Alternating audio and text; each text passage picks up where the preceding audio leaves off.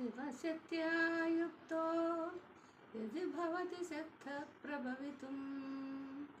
न चेदेवं देवो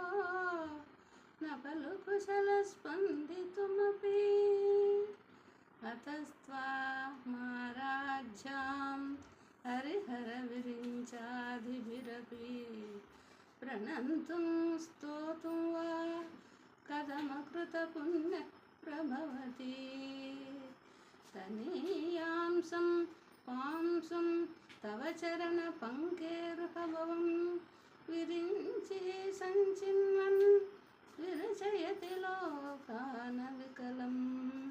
वहत्येनं शौरिः कथमपि सहस्रेण शिरसां हरसंशुद्धैनं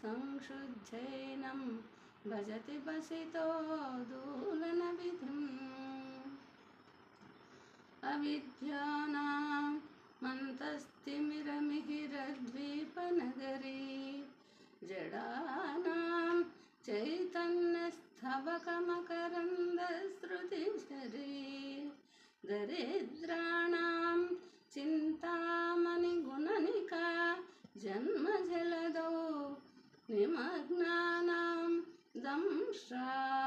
मुररिपुवराहस्य भवति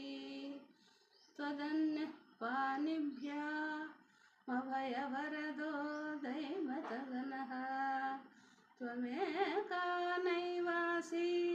प्रकटितवराद्भीच्छविनया भयत्रातुं दातुं फलमपि च वाञ्छा समधिकं शरण्ये लोक